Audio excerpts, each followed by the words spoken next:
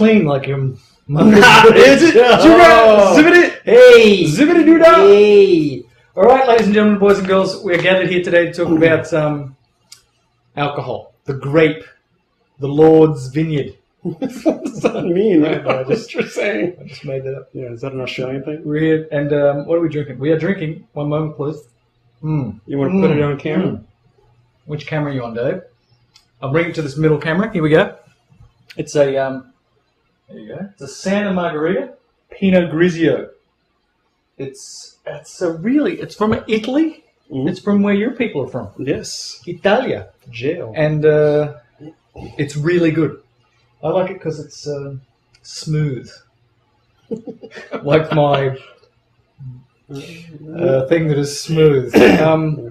So we're here to talk about alcohol. Now, we have to be very careful talking about alcohol because we are talking to the lay public. We're physicians. We cannot be seen as lushes. Have another drink. I think that we need to tell you something other than lay public. So we should start that I think lay public... So you want me to edit that out now? Maybe. But lay public... You can tell the lay public that we don't like to say lay public. Sorry, laid. Because lay public sounds like... I always think of it like uninformed people. Yeah, ignorant sluts. iMovie. That's it. Take that part out. No, I don't need ignorant sluts. I would say like, what are we going to call them? Non-medical? Yeah, I want to make this distinction between doctors who we talk to all the time and people who are non-physicians but are interested in medicine. Yeah. So you give me a thing and I will call them, I guess, Happy Gilmores or whatever you want it to be. I don't have an answer for you. I've screwed up your entire monologue. But yeah, thank you. All right, so we're talking about alcohol, and we're going to answer a series of questions that people ask us about alcohol and why it is so evil that you should not partake in it. Yes. That's right? Yes. We do have a series of questions here. Let me ask you a few questions. I'm going to ask you these questions. Yes. You're going to tell me... I'm going to act as the expert. Excellent. Because I drink more than you. And I'd like to ask you a few questions. Let me ask you this broad question. Go. From a health point of view. You are a doctor, are you not? I am. You didn't go to a foreign medical school, did you? Define foreign. In Australia, it wasn't foreign. Was it in a land of criminals where mostly criminals exist and they breed and make other criminals? Yes. Okay. Yes, that is true. But that doesn't make us bad people. I'm still going to take it from you. So the first question is, from a health perspective. Yes.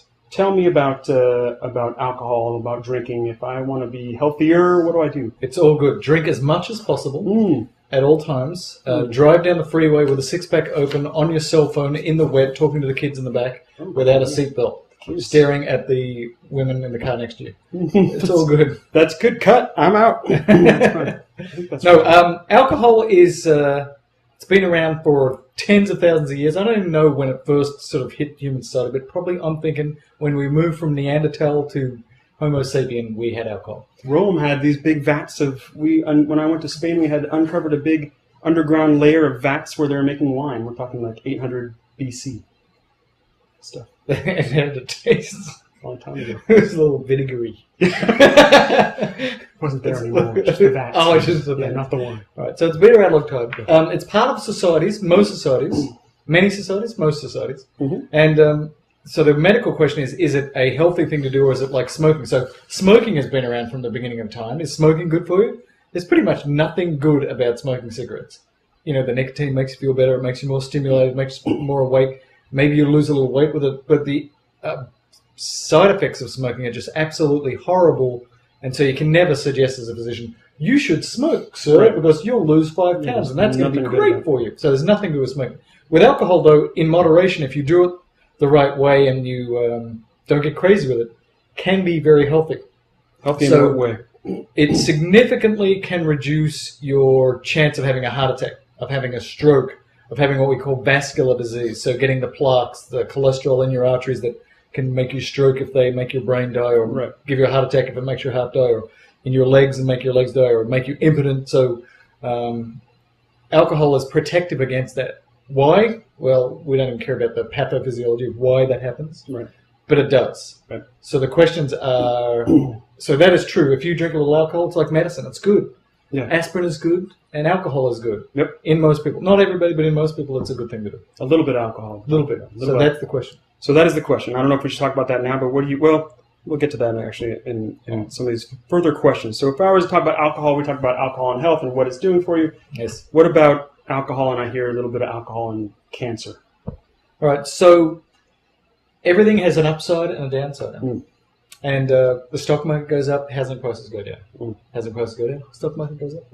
Everything has an upside and downside. So if you drink too much, then alcohol can produce cancers. And the cancers it tends to produce are in the mouth, in the throat, in the colon, maybe in the liver. Because it's a little bit of a toxin in it. If you drink a lot of it, you can produce cancer. And it turns out what's interesting, there's a trend right now amongst the kids to drink Red Bull and alcohol and sodas and alcohol at the same time. And there's these associations, which we've talked about before. You don't like these associations. I don't. But maybe that makes this cancer risk a little bit higher, but it's still pretty low. The people who get cancer from alcohol generally are alcoholics, people who are pounding it every day a lot.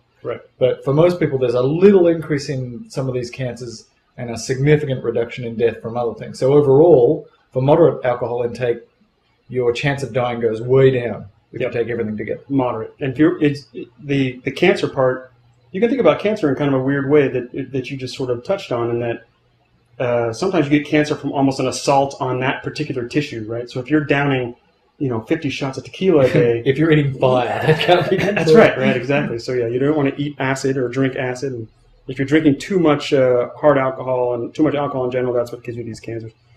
So besides the health benefits, we've got somebody asked us about the relaxation benefits of drinking alcohol, about stress, reduction. Thank you. Well, it does. It does. But does that correlate to health benefits? I don't know. The health benefits of alcohol may be purely chemical. They do something and make the cholesterol go away. They may have something to do with stress reduction, although it's really hard to show stress reduction reduces heart attacks and stuff. That's really been hard. And we won't even bother sort of talking about it, but being less stressful is good for other things. Maybe it also reduces your chance of dying of a heart attack. Certainly makes you feel better. That's what's important. It does make you feel better. Now, the next question for you, does the type of alcohol matter? Is the billion-dollar question. So is there a difference between red wine and white wine? Is there a difference between plain clear alcohols and dark alcohols? And the summary would be probably, and I don't know for sure, and I don't think anybody really does, it's probably true that there is something a little bit more special about red wine. That in red wine there's a stuff called flavonoids.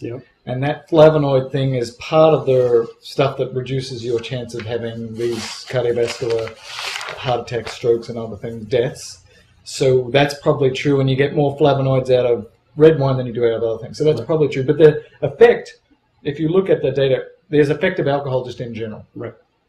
But of all the alcohols, if you had to choose one, if tomorrow you're going to today I'm going to drink every day to reduce my chance of having a heart attack, then if you're going to choose something, you probably should choose red wines. But there's an effect out of all of them. And the only other one we've got here is that somebody asking if there's if I was going to decide that I'm going to start drinking or I'm going to keep drinking for my health benefits, I'm going to moderate my drinking, how do I want to do it? Do I want to do it every day? And how much do I want to drink? All right. So, again, most of the societies in medicine don't come out and say you should drink, because they're really concerned that the problem with alcohol is it has all these health benefits and it makes you feel better and it tastes good and it comes in a nice solution. And so it would kind of be the perfect medicine.